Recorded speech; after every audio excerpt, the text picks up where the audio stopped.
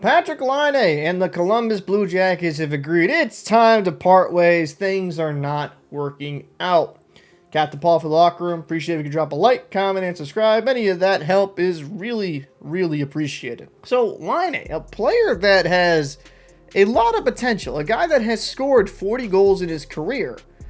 Why is he being moved entering in his prime?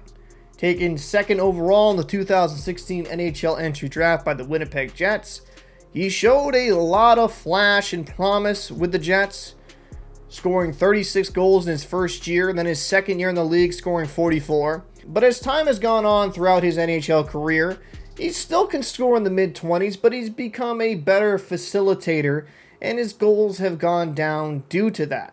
And last season, to give him credit, he was willing to play a position he has never played in his career, and it was center. He's naturally a left wing, and while the center project didn't work out for a lot of different reasons, mainly him never really playing center, and also due to the fact of him entering the Players Assistance Program in January, last year wasn't a great year for Laine, and it seems like he just wants a fresh start elsewhere. Where things get complicated with Laine is his cap hit, $8.7 million per year. That's a lot of cap to take on. And if the Jackets are going to want to deal Laine, they'll most likely have to retain around half, maybe 25% of his salary, because with how tight up a lot of these good teams are against the cap, unless he goes to a team like the Anaheim Ducks, I don't see many teams accepting a full cap hit for Laine. Now, Laine, whether it's deserved or undeserved, has a reputation of being a locker room cancer. Not PLD levels of locker room cancer, but being kind of a pain in the butt. Now, I'm not in these locker rooms. Generally, anybody in this comment section is not in these locker rooms, so we don't know if it's just speculation. We don't know if it's true. We don't know if it's false.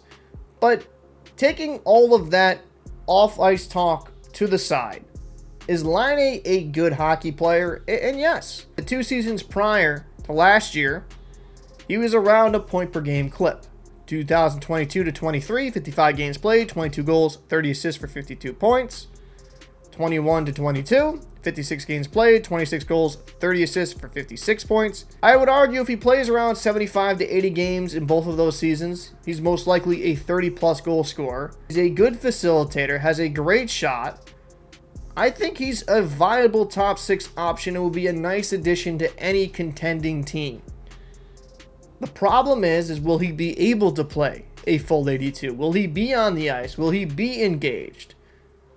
There's just so many question marks where it comes to Laine that it does make teams a little bit wary about bringing him into their organization. He's had 8 seasons in the NHL at this point in his career. That's a long sample size, and he is shown to be productive, but sometimes not available. So what's going to be the asking price? Some people compare it to Kuznetsov, maybe a 3rd round pick, but the difference, in my opinion, is that Kuznetsov is leaving his prime and Laine is entering his prime. That's not to besmirch Kuznetsov as a player. I think he's fantastic in his own right, but Laine is younger. And you could argue he still has a lot left in the tank and could score 30 goals multiple seasons throughout the remaining term of his deal. If he's going to be dealt, it's going to be dealt to a team with a lot of cap space available, and the Jackets will most likely have to retain at least 25%, but most likely 50% of Laine's deal. Few teams that do come to mind is the Montreal Canadiens. They currently have $10.21 million available in cap space. Maybe the Buffalo Sabres, they could make a play.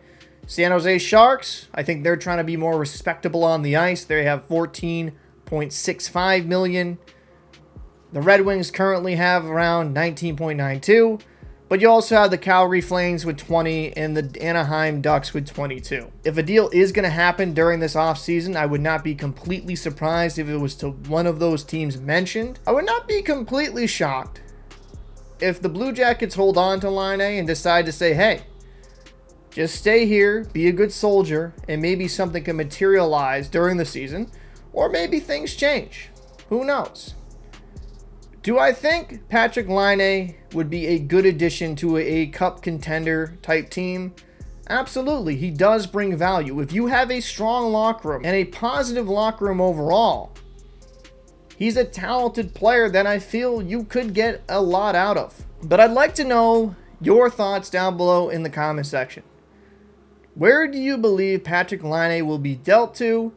And what would you want to see as a return if you're the Columbus Blue Jackets? I'm Captain Paul. I'll see you in the next one.